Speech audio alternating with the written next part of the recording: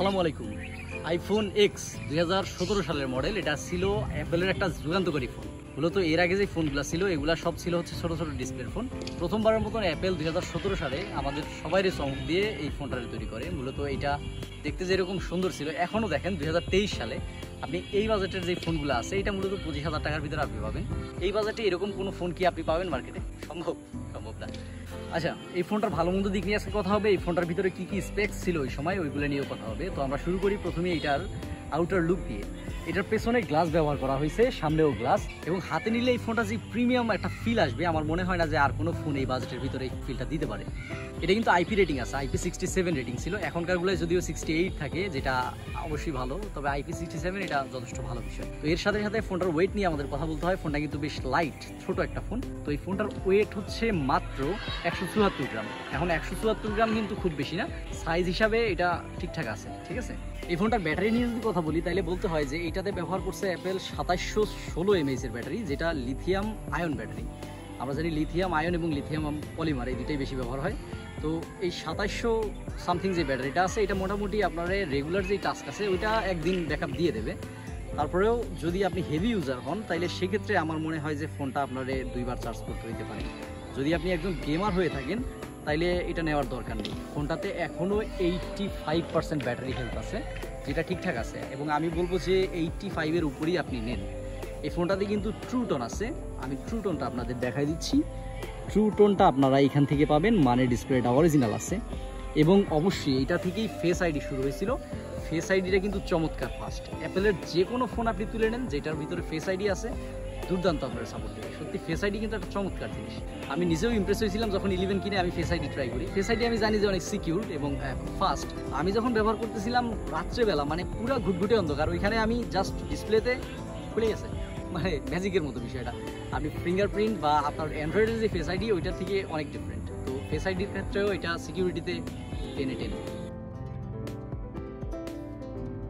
ডিসপ্লেটা হচ্ছে 5.8 ইঞ্চি। 5.8 ইঞ্চি এটা কিন্তু ওলেড ডিসপ্লে। অ্যাপেলের প্রথম ফোন যেটা ওলেড ডিসপ্লে আসছিল। ওলেড আর সুপার অ্যামোলেড মূলত এক জিনিসই। এই ডিসপ্লেটা কিন্তু ডলবি ভিশন সাপোর্ট করে। ডলবি ভিশন কি আমরা আগে হয়তো বলছি, এটা হচ্ছে আরেকটু ভালো কালার কন্ট্রাস্টের সাথে আপনার ভিডিও দেখাতে সাহায্য করবে, যেটা বিরাট ব্যাপার। 2017-এর ফোন কিন্তু ডলবি ভিশন সাপোর্ট করতেছে। এর সাথে সাথে ফোনটা 3D টাচ সাপোর্ট করে, যেটা A11 বাইনারির ক্ষেত্রেই আমরা দেখছি। এরপর থেকে আর 3D টাচ ছিল না। এবং ম্যাক্স যেই পিক ব্রাইটনেস এটার, সেটা হচ্ছে প্রায় 650 নিট। আপনি ইনডোর আউটডোর কোনো জায়গাতেই এইটা ফিল করবেন না যে এই ফোনটা আপনারে দেখতে সমস্যা হচ্ছে। চমৎকার একটা ফোন।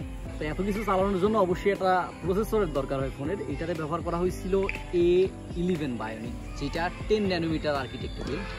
এই প্রসেসরটা বেশ ডিসেন্ট। আমি বলবো যে হেভি গ্রাফিক্সের জন্য এখন কাজ খুব একটা বেশি করতে পারবে না। এটা 3 কোর ছিল। তো এখন নর্মাল যে টাচগুলো আছে, টুকটাক গেমিং, এটা করে ফেলতে পারবে খুব সুন্দরই, সমস্যা নেই। আপনি নর্মাল টাচ করবেন, হালকা পাতলা গেমিং করবেন, গুড ইনাফ ভাই, চলবে। এবার কথা বলি আইফোন ইউজার যারা আছে তাদের প্রাণের যে জায়গা, সেটা হচ্ছে এটার ক্যামেরা। পেছনে 2টা ক্যামেরা, একটা হচ্ছে মেইন ক্যামেরা আর একটা হচ্ছে telephoto camera. Main camera 12, telephoto 12। এটা টেলিফটোটা আমি আপনাদের ক্যামেরা স্যাম্পল দেখাই দিচ্ছি। এই হচ্ছে ছবির স্যাম্পল।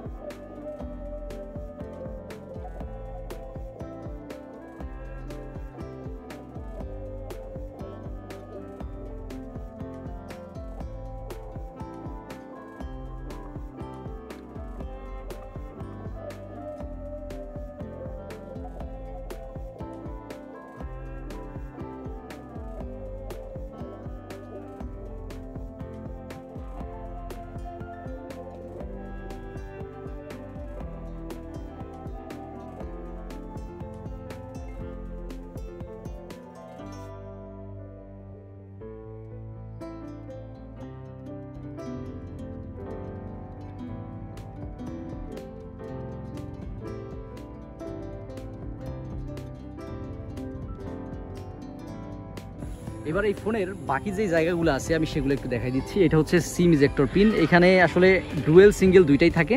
এটা হচ্ছে সিঙ্গেল সিমের, একটা ইসিম আছে, আর বাকি সব ঠিকঠাক আছে। এগুলা কিন্তু যেমন থাকে অ্যাপেলের আমরা জানি। এটা হচ্ছে মিউট বাটন, এখন তো আমরা জানি যে 15 Pro ম্যাক্সের ক্ষেত্রে সেটা অন্যরকম হয়ে গেছে। আর স্পিকারের কথা যদি বলি, এটা স্টোরিও স্পিকার, এইটা এবং এইটা, এবং লাইটনিং আছে, বাকি সব গ্লাস প্লাস ওকে। আইফোনের লোগো এখানে।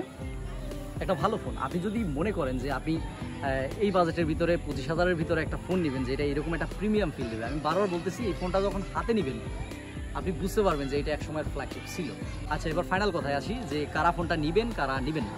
দেখেন, আপনার যদি একটা পাওয়ারফুল ফোন দরকার হয় যেটার প্রসেসর হবে তাগড়া, ক্যামেরা হবে টপ লেভেলের, স্টেবিলাইজেশন নিয়ে আপনি কোনো ছাড় দিতে চান না, এবং তার সাথে সাথে আপনি সফটওয়্যার আপডেট চান, এটা কিন্তু সফটওয়্যার আপডেট আর আসবে না, তাইলে আমি বলবো এক্সের থেকে আপনি সরে যান, কম করে XS নেন অথবা XS ম্যাক্স।